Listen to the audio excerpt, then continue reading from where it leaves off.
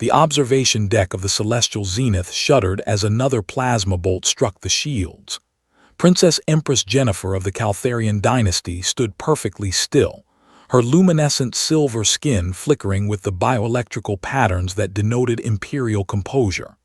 Around her, the ornate chamber, a masterpiece of crystalline architecture and gravity-defying design, began to crack and splinter.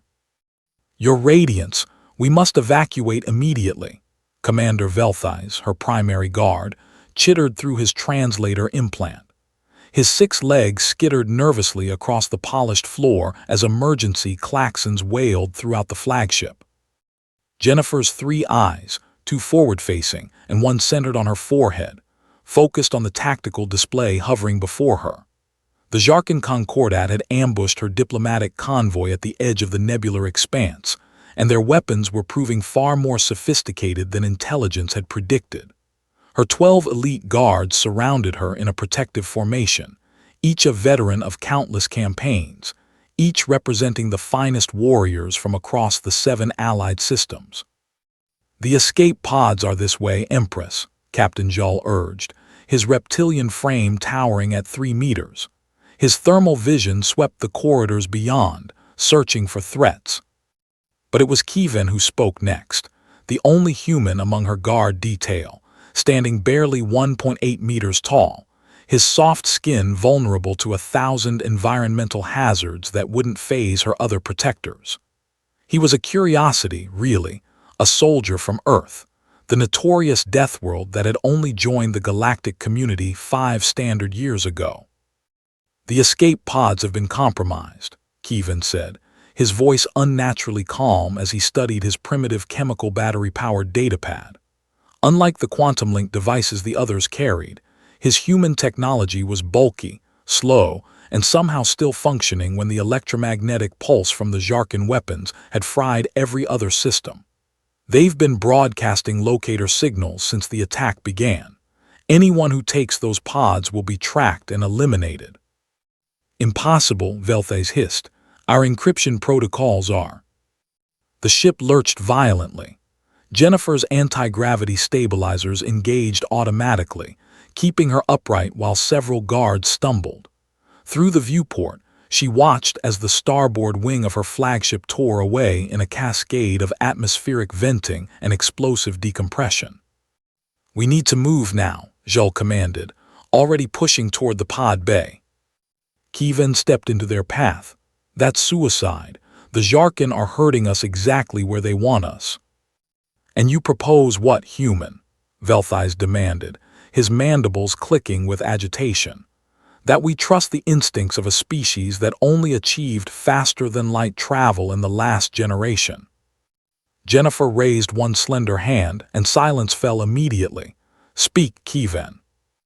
The human's strange, binocular eyes met hers, such a limited visual spectrum, yet they held something her other guards lacked. Perhaps it was the particular intensity that came from a species that had evolved as both predator and prey on a world where everything was trying to kill them. "There's a maintenance shaft 3 decks down that leads to the cargo bay," Kievan explained, pulling up a schematic on his archaic device. "The old freighter section that was grafted onto this vessel during the refit. It's shielded by the original hull plating, too thick for their scanners to penetrate clearly. There's a short-range shuttle there, used for debris collection. Minimal energy signature, no FTL capability, but it might get us to the asteroid field before they notice." "A debris shuttle," Captain Jull's laugh was a guttural roar. "To save the Princess Empress of Caltharia, the indignity alone." The ceiling collapsed. Jennifer felt her guards react with their species-typical responses. Jull's thermal pits flared as he calculated heat signatures. Velthize's compound eyes processed threat vectors in microseconds. But they were all moving too slowly, their bodies suddenly sluggish as the ship's artificial gravity fluctuated wildly between 0.3 and 2.8 standard GS in chaotic waves. All except Kievan. The human moved like liquid violence, his Deathworld-adapted musculature designed for Earth's crushing 1G functioning perfectly under the erratic conditions. He caught Jennifer as she tumbled, his arms, so much weaker than Jules, yet precise, pulling her against his torso as debris rained around them. She felt the strange heat of his body, the rapid percussion of his cardiac organ beating at what would be a crisis rate for any civilized species, but was merely normal for humans. "Go," Jules shouted. "Protect the Empress, we'll hold them here." "Commander, no," Jennifer began, but Kevin was already moving, carrying her with a speed that seemed impossible for his species. Behind them, she heard the pneumatic hiss of weapons charging, the battle cries of her loyal guards preparing for their final stand. Kevin navigated the dying ship with preternatural awareness, his soft, vulnerable feet finding purchase on surfaces her own guards would have found treacherous. He didn't have echolocation like Velthai's, or thermal imaging like Jules, or the crystalline computational cortex of Navigator Prism.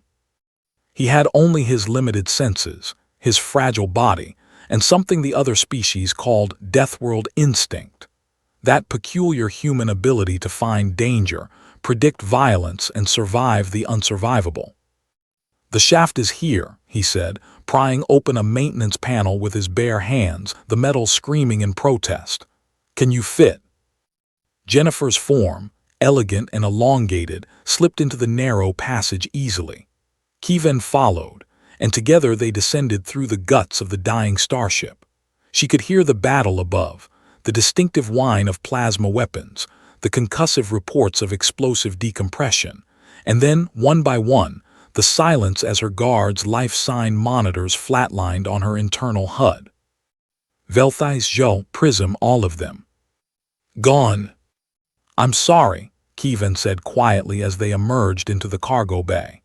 The human's face displayed that curious leakage of saline solution from the ocular organs that his species experienced during emotional distress. "They were good soldiers." "They were my friends," Jennifer replied, her voice modulator barely functioning.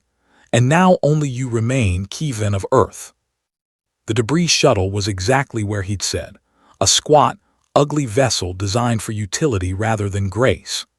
Kevin hotwired the ignition system with methods that seemed almost primitive, bypassing security protocols through physical manipulation rather than quantum hacking. Within moments, they were launching through the cargo bay doors, slipping away from the celestial zenith just as it erupted in a supernova of antimatter annihilation. The asteroid field swallowed them like the mouth of some cosmic predator.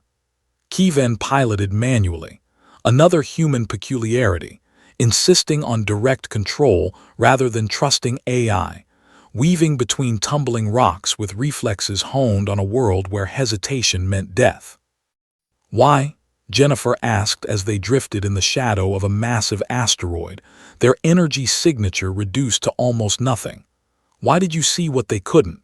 My guards were the finest warriors in the galaxy." Kevin's strange mouth curved in that expression humans called a smile, though there was no joy in it.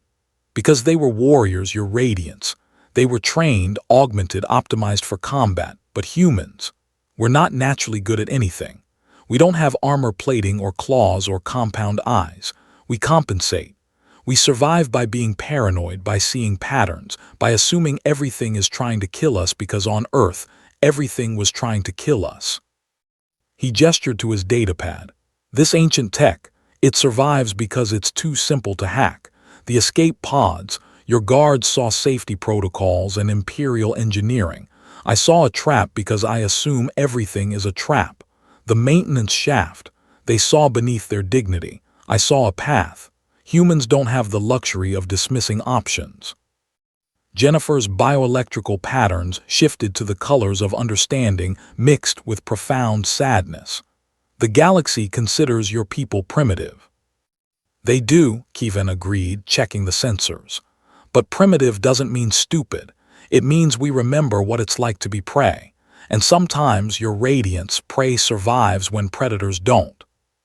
3 cycles later, a rescue fleet from Caltheria Prime found them drifting in the debris field, the shuttle's power nearly exhausted. Jennifer emerged to find her empire in mourning for the guards lost, and the Jarkin Concordat already facing retribution from the Allied systems. At the memorial service, Jennifer stood before the holographic monuments to her fallen protectors, each shimmering with their life's achievements. And beside these legends, she erected one more, a simple human name, Kievan, Soldier of Earth. The galaxy had called his world a death world, his people primitive survivors of a hostile cradle. They had underestimated what that meant, but Jennifer understood now. It took a death world to forge survivors who could see past perfection to find survival, who valued cleverness over strength, who knew that sometimes the greatest warrior was the one who kept you alive. The human soldier stood beside her, no longer alone among giants, but recognized as what he'd always been, exactly what she'd needed when all the perfect soldiers had fallen.